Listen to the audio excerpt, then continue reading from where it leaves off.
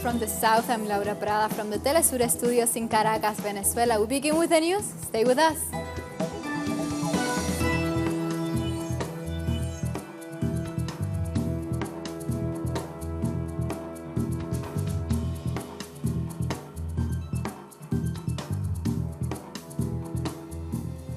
And the Venezuelan President Nicolás Maduro considered a success the first meeting to promote dialogue held in Montevideo.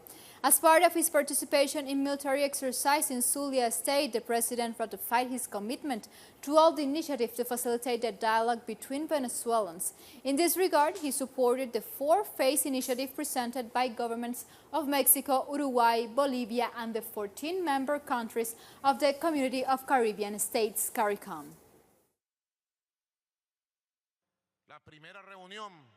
The first meeting to help and improve a dialogue for peace in Venezuela has been a success. All the support to the plan of the four phases that is proposing the mechanism of Montevideo, integrated by the government of Mexico, Uruguay, and the 14 governments of the Caribbean. And the Foreign Minister of Uruguay and Mexico, Rodolfo Nimnoa and Marcelo Ebrard, held a preparation meeting for the International Conference on Venezuela. During a press conference, both diplomats insisted that dialogue between the parties is the solution for the political situation in the Bolivarian country. These talks should come without conditions and under the non-interference principle. The first thing is to talk. If there is a communication, we cannot do anything. Communication is essential, then negotiation will come, and finally the implementation.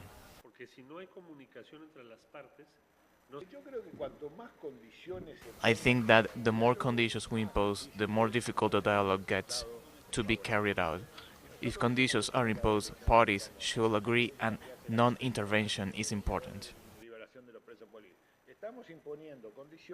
And the spokesperson for the United Nations Secretary General, Stefan Dujarric, confirmed Antonio Guterres' support to the meeting on Venezuela that will take place this Thursday in Montevideo, Uruguay.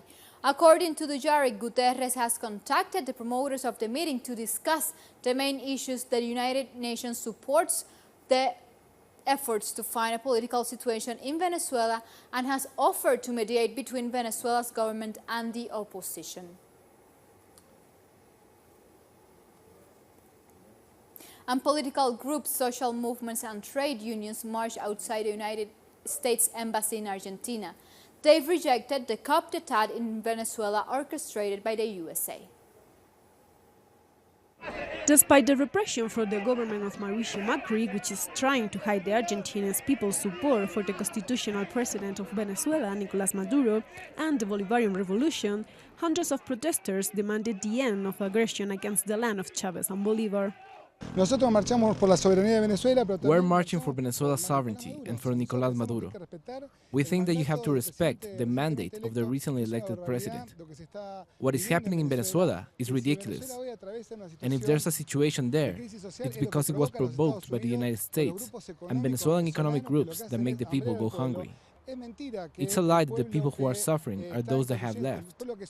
Those who are suffering are those who stayed, saying to the US that there's no place for their plans in the region. According to the activists, the thousands of coups organized across all the continents of the world by the United States, the invasions, the bombing of civilians, and the support for the worst authoritarian regimes mean that Washington has no right to talk about dictatorships and human rights in Venezuela. We are seeing how they're trying to articulate a position in the European Union, how the Cartel Lima countries are trying to formulate opinion in each of our countries. So we have to take to the streets, not just in Latin America, but all over the world. We have to show that the Venezuelan people aren't alone, and that the real enemy in common is United States imperialism. The leaders of distinct political groups, social movements, and trade unions called for the march to demand dialogue as proposed by Uruguay, Mexico, and the Vatican, as well as to avoid the tragedy caused by the North American intervention. We support the meeting called by Mexico and Uruguay, which is going to take place in Montevideo February 7th. We are going to actively participate in this process because Latin American peace depends on how things go following this provocation, and whether we can stop North American aggression against Venezuelan people and President Nicolás Maduro. Mauricio Macri's political interference was anonymously rejected. In the whole history of the Argentine Republic, no president has ever intervened in internal affairs of another country, including during the dictatorships. We've aided, in each government, peaceful solutions to conflicts. We can't throw NAFTA to the fire like Donald Trump or like Bolsonaro, both of whom are psychopaths. We demand that our president Mauricio Macri reverses his totally incorrect decision. We ask the same of the international community. There was an interesting poll today which revealed that the Argentine people want a solution through dialogue. The protester unraveled the lie that the Argentine people support self-proclaimed President Juan Guaido and rejected his action as illegitimate, illegal and violent. They say they will continue to act to ensure that Latin America remains at peace. And on Tuesday, Venezuelan President Nicolás Maduro launched the country's transport mission at Caracas metro system. The program has the goal of better connecting the country on a national level. He also announced the creation of the Experimental University of Transport to boost land, sea and air transport. He also said a new public transport system will be created using Venezuela's research and innovation. Time for a first break. Make sure you follow us on Twitter at Celestor English and at Laura Pitleser. Stay with us.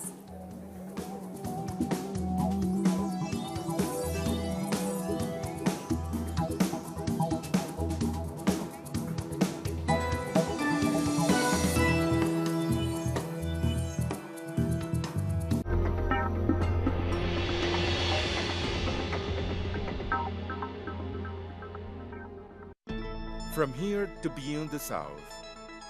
From here to the Caribbean or further north. Where can I see news connecting the whole South? From Washington. From Mexico. From Caracas. From Quito. From Havana. You can always see the news from a new vision, connecting the global South. Only on Telesur.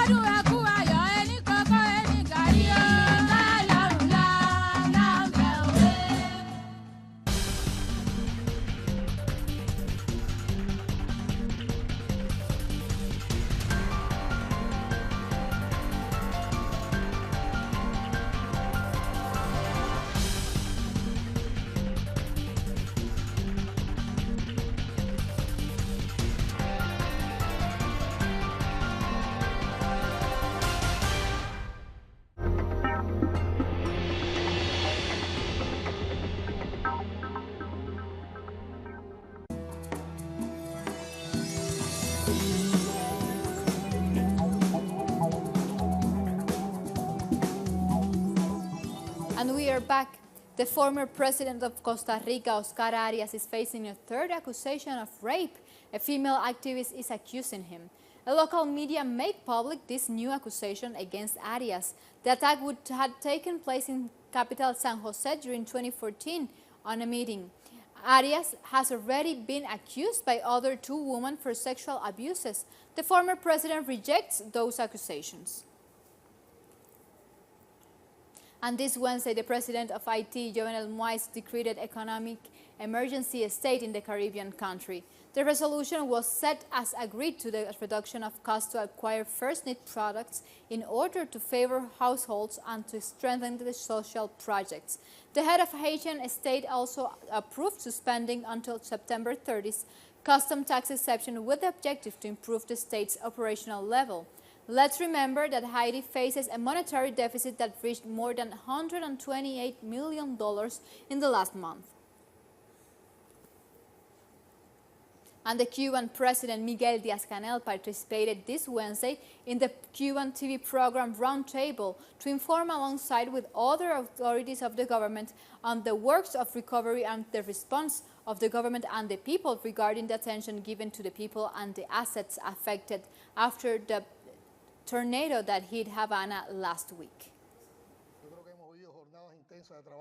I believe that we have lived intense days of work, discipline, solidarity, and cooperation in which there has been permanent call to the sensibility of the officials, so that or they create those annoyances, and also a call for the patience and understanding of the population, because the damage was massive and cannot be recovered in a day.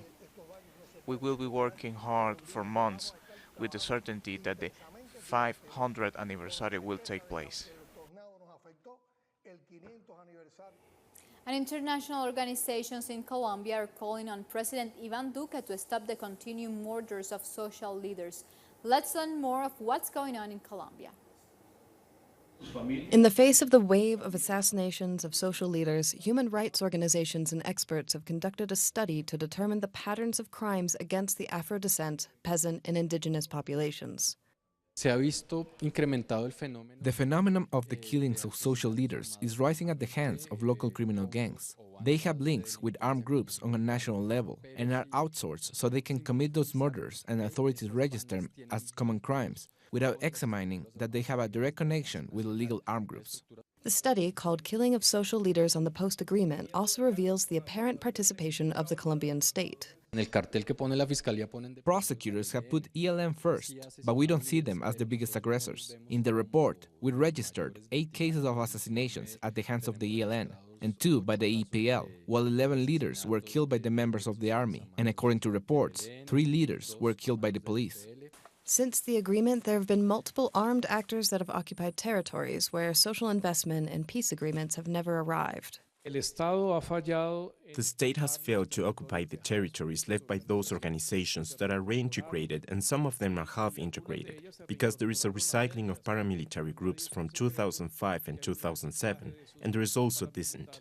In Colombia, there's a new political landscape linked to the next election of mayors and governors. That's why experts predict that the murders of political, social, and environmental leaders will rise dramatically. The task of President Iván Duque will be to implement the measures that the United Nations, social movements, and the Ombudsman have recommended. On February 6 marks the birth of the Cuban revolutionary and commander Camilo Cienfuegos. He was born in Havana in 1932. Cienfuegos was part of the Granma expedition leading in a key event in the Cuban Revolution. He defeated Batista's dictatorship forces in Yaguajay, Cienfuegos province, and after the triumph of the revolution, he became the head of the Revolutionary Armed Forces. And now we remember Bob Marley's Day. The date marks the birth of the late legendary Jamaican reggae artist. Marley's songs of revolution appeal to people of all cultures. He used reggae to expose and fight for the causes of the economically and politically oppressed. The reggae icon would have been 74 years old today. All pirates, yes, they rabbi, sold I to the merchant ships. Minutes after they took I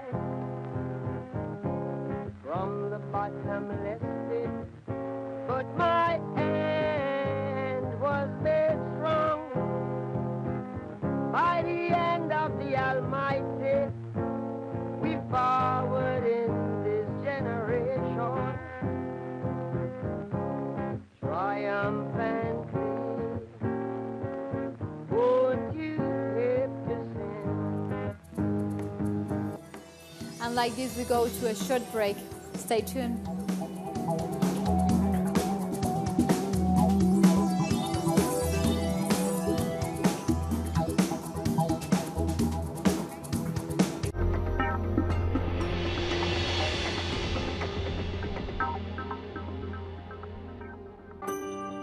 Enjoy our programming from Monday to Friday, where you'll find the best information on culture, innovation, conservation, human well-being.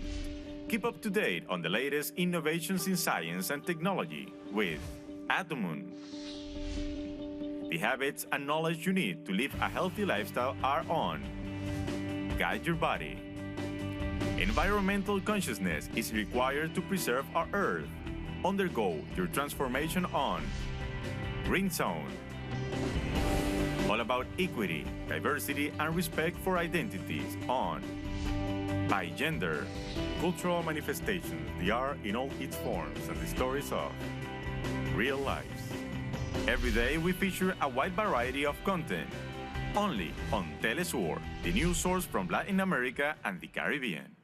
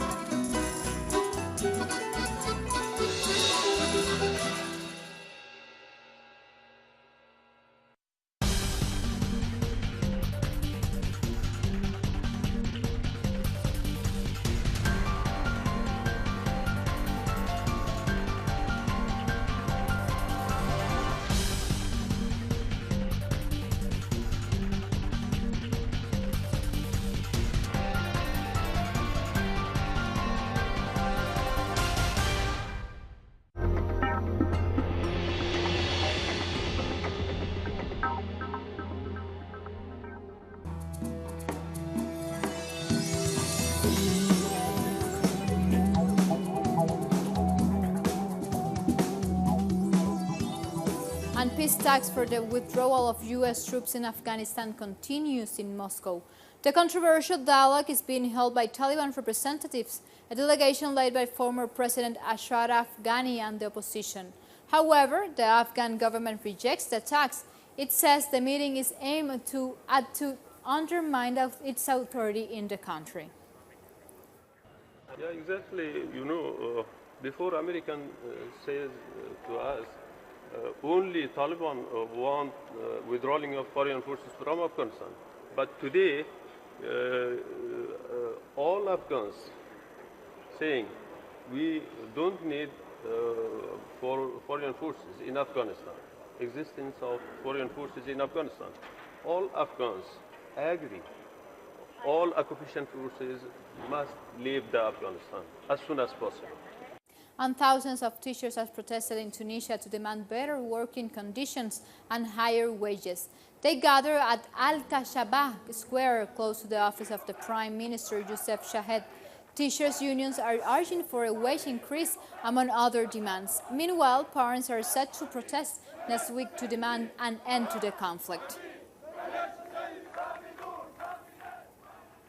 And different cities in China have put on spectacular displays of light and lanterns on the Spring Festival, the most important festival in the country. In the coastal city of Qingdao, a light show involving nearly 2.7 million bright, colorful LED lights was projected onto the facade of city buildings, while in the city of Langfang, the lights and a lantern show illuminated the night sky. I have seen it on TV. It looks like really beautiful, more beautiful than TV. Our country has become prosperous and our lives are getting better and better. I hope our country will get richer and stronger. I brought my child here to experience the traditional Lunar New Year in the festive atmosphere. And the U.S. House of Representatives has held its first hearing on gun violence in nearly 8 years.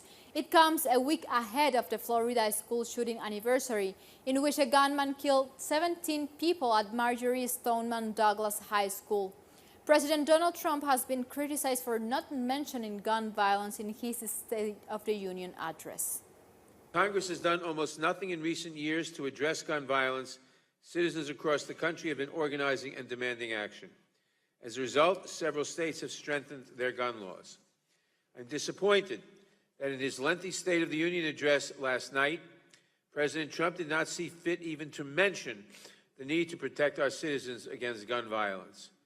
But it is evident from the energy in the crowd in this room, as well as the millions of people across the country fighting for sensible gun safety laws, that the public is demanding national legislation too.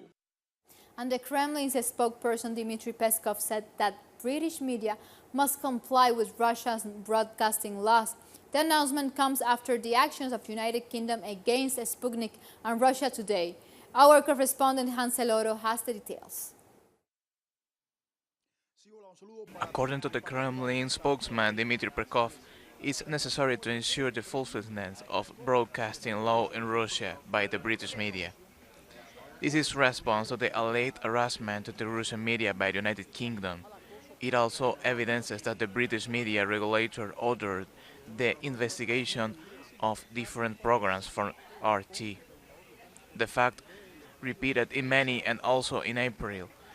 On the other hand, the Russian media regulator Roskomnadzor had announced last December the inspection of the BBC. The United States promoted this based on the alleged presence of hackers during the last elections in the US, and also is part of the discredit campaign of discredit against Russia. Thank you, Hansel. And the figure of El Relator, the relator proposed by the Spanish government on Catalonia, has sparked controversy. Some parties say Pedro Sanchez has committed high treason. Our correspondent in Catalonia, Joan Ortiz, has the details. A political storm has sparked in Madrid due to this political figure called El Relator.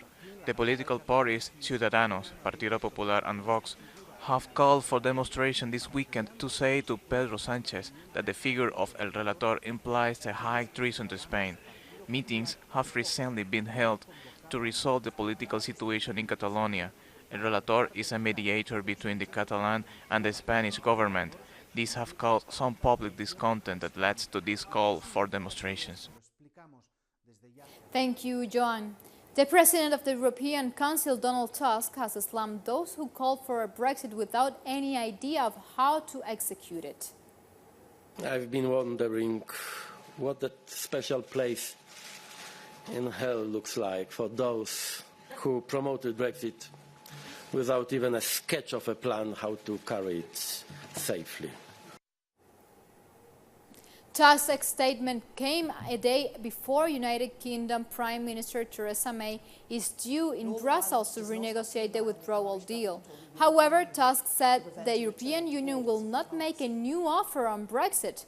That means the United Kingdom could leave the European Union on March 29th with no deal, unless May can convince the European Union. Now let's take a look at more stories from around the world. Twins born in Yemen is at risk if they don't receive medical treatment abroad. Doctors have warned that the 2-week-old twins will die if they remain in the country, as its health system cannot keep them alive. However, the ongoing war has forced the closure of the capital's airport, so the boys are unable to leave. Doctors are appealing to the United Nations and humanitarian organizations to help arrange the transfer of the twins. They need to travel immediately. They will not be able to survive in Yemen under the social, political, and economic circumstances in this country. Thousands of teachers rallied in Al-Kasbah Square in Tunisia, near the Prime Minister's office, to demand better working conditions and higher salaries. Teachers' protests have been ongoing for 2 months, and exams have reportedly been boycotted, affecting thousands of students. It's something that's led parents to condemn the conflict between the government and the education sector. Previously, teacher demands for more money and a reduction in the retirement age were rejected due to the budgetary situation. Firstly, this is the 6th demonstration which the secondary teachers are holding. Today we march towards the ministry, carrying banners and placards, asking that our demands are met. Then we went to the Al-Kasbah Square. Our main demands are educational reforms and early retirement for teachers. A market in London that serves as a hub for the Latin American community is set to be torn down and replaced with luxury flats. The market will be bought by a private developer and demolished, despite opposition from traders and residents. Even United Nations human rights experts have warned of the effects that destroying the market would have on cultural life in the area. And like this, we've come to the end of this brief, but you can read and find more of these stories on our website, telesurenglish.net, where of course you can read and find opinion articles and Telesur's special interviews.